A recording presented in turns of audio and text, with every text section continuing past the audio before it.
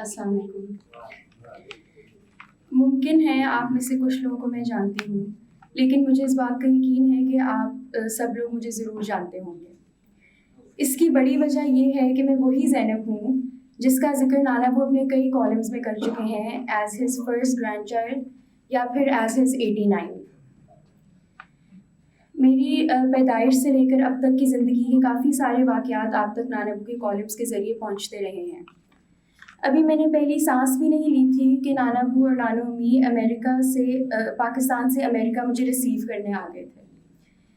میں ایک ہفتے کی بھی نہیں تھی جب وہ مجھے ملانے اپنے اچھے دوست کے گھر نبراسکا لے گئے. یہ سب آپ تک مجھ سے زیادہ دلچسپ طریقوں سے نانا ابو کے کالمز کے تھرو پہنچ چکا ہے.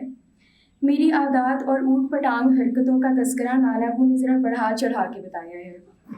حالانکہ میرے چھوٹے بھائیوں کا کہنا ہے کہ ویسے نانا ابو زینب میں ایسی بھی کوئی خاص بات نہیں. اس کے باوجود آقا اور میری پھپھو وغیرہ کو لگتا ہے کہ میں بہت اچھی تربیت یافتہ بچی ہوں، لیکن اماں بابا کا خیال ہے کہ ذرا ایک دن میرے ساتھ گھر میں گزار کے تو دیکھیں. لیکن میری اصلیت صرف میں اور نانا ابو جانتے ہیں.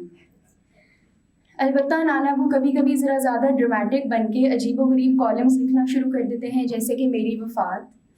لیکن اس کا مقصد اصل میں نانو امی کی اٹینشن حاصل کرنا ہوتا ہے.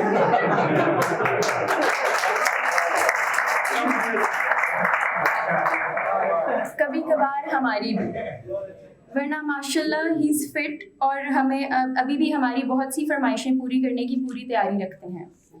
اللہ ان کا سایہ ہمیشہ ہم پہ رکھے اور انہیں توجہ حاصل کرنے کے دوسرے طریقے سیکھنے کی ہمت دے. ان کی کتابیں آپ سب کو پسند آتی رہیں اور وہ بہت سی کتابیں اور لکھیں، آمین. اور آخری بات میں یہ کروں گی کہ ایک کتاب کی کمپائلیشن میں نے بھی مدد کی تھی. شکریہ.